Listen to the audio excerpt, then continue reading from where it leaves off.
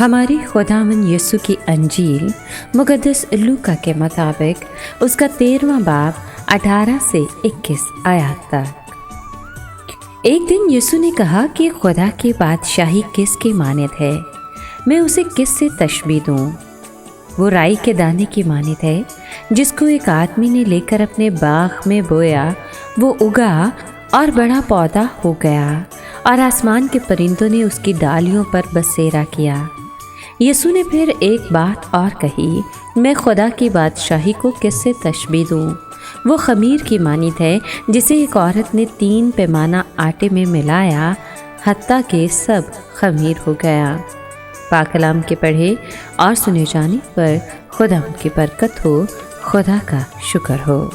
अज़ीज़ दोस्तों, आज के कलाम में हमने सुना कि मसीह यीशु ने आसमान की बादशाही को राई के दाने की मानद और खमीर की मानद कहा है।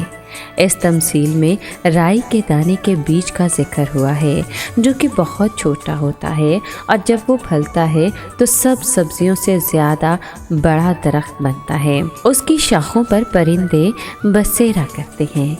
इससे मुराद खुदा के कलाम की वो ताकत है जो आपको ऐसा शख्स बना देती है कि लोग आपकी ज़िंदगी से बरकत पाते हैं।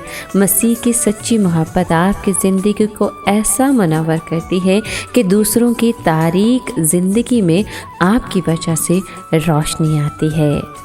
इसके बाद इसी कलाम में एक और तमसील पेश की जाती है कि आसमान की बादशाही उस खमीर की मानद है जिसे किसी औरत ने लेकर 3 पैमाना आटे में मिला दिया और होते हुए सब खमीर हो गया।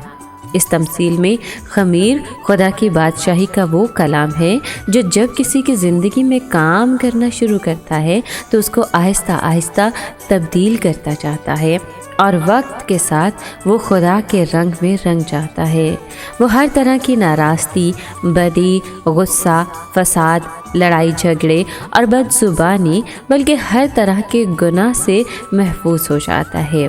हर तरह के गुनाह जो उसकी ज़िंदगी में होते हैं ख़त्म हो जाते हैं, बल्कि इसके बरक्स वो मिलनसार, रफ़ीक, रहीम, लोगों से मोहब्बत से पेश आने वाला और लोगों की खिदमत करने वाला शख्स बन जाता है।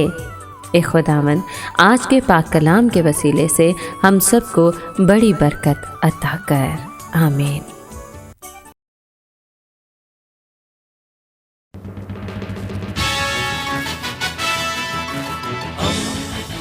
दोस्ती का पैगंबर, रेडियो वेरिटास एशिया।